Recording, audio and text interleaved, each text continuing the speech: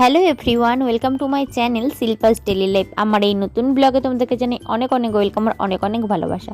সকাল সকাল বাড়ির কাজকর্ম কমপ্লিট হয়ে গেছে। এখন আমি খাবার নিয়ে বসে গেছি নিজের জন্য। এখানে কতিলাভের জন্য জল নিয়ে নিয়েছি, প্রত্যেক দিনের মতো যা যা খাই সেই আর কি নিয়ে বসে গেলাম। আর তো দেখো, তারপরে আমি একটু বসেছিলাম খাতাপত্র নিয়ে, আবার আমার একটু খিদে খিদে ইচ্ছে হচ্ছিল কিছু খাওয়ার, সেই কারণে ছিল একটা বিঙ্গো, ভাবলাম এটাই খাই।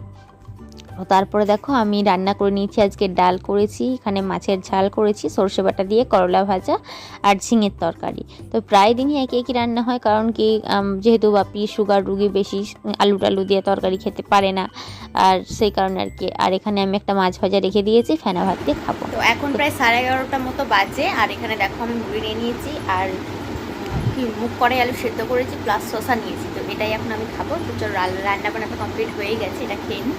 খেয়ে ভাবছি তাড়াতাড়ি স্নান করে একটু পড়তে বসবো, দেখা যাক কী হয়।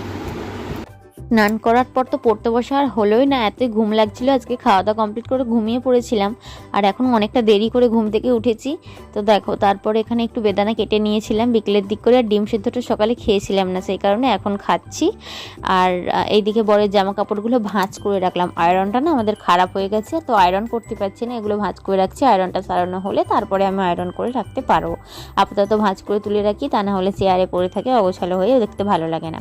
তো আজকে রাত্রিতে ভাবলাম একটু পাস্তা খাই। তো বাপি মা খুব একটা পছন্দ করে না, মা পছন্দ করে, বাপি পছন্দ করে না। তো আমি আজকে শুধুমাত্র নিজের জন্যই বানালাম। তো রাত্রির ডিনারে এটাই আমি খাবো। চলো, আজকের মতো ভিডিও আমি এখানেই শেষ করলাম। কেমন লাগলো জানিও, যদি ভালো লেগে থাকে লাইক করো, কমেন্ট করো, আর চ্যানেলটিকে সাবস্ক্রাইব করে আমার পাশে থেকো।